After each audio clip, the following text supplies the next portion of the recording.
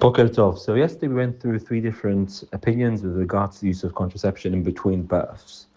And two important points have to be made with regards to that. Firstly, is that this discussion was in between births. And clearly, it's possible to be more lenient when the mitzvah of Perurvu has been fulfilled, i.e. a boy and a girl.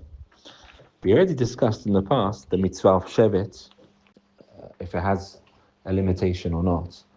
But wherever these different opinions are, which we discussed last time, clearly it's going to be harder to be lenient if the mitzvah of Perurvu hasn't been fulfilled yet, i.e. with a boy and a girl, because that is the main mitzvah. So that's just important to understand that, and like we said last time, that each of these questions have to be taken on an individual basis, and taking into account all the circumstances. And a very important circumstance will be whether the mitzvah of Perurvu has been fulfilled yet or not.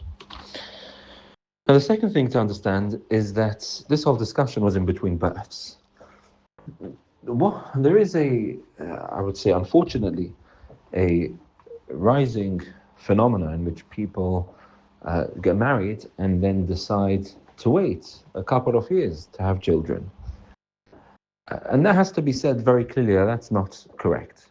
That's against halakha, simply based on the reason that there is a mitzvah of perurvu. And the fact is that although we push off the mitzvah, we discussed already that although the mitzvah should be applicable from bar mitzvah, but we push off the time till it's an appropriate time, which is 18, 20, 24, we discussed even.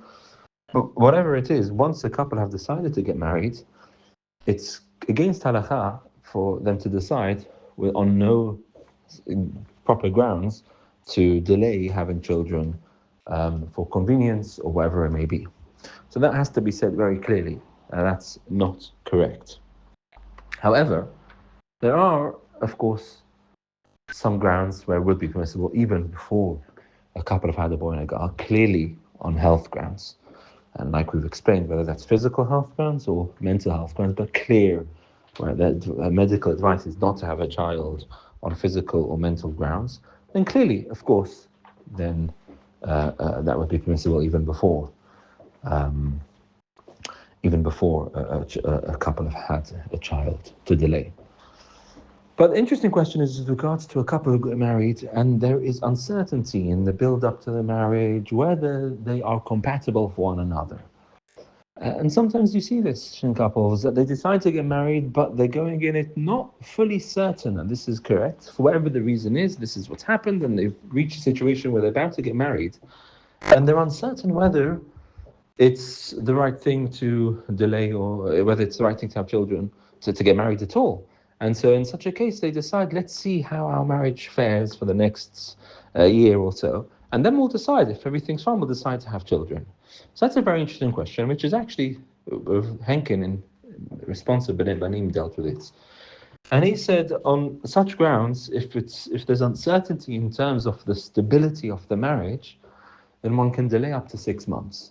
And the rationale he gives for this is that we find in the Mishnah that there were some people with some professions, like sailors, who only fulfilled the mitzvah of Perurvu once every 6 months due to their profession. So you see a concept that even though there is mitzvah Perurvu, if your work doesn't allow you to be able to do this mitzvah, then even up to once in 6 months, it's permissible.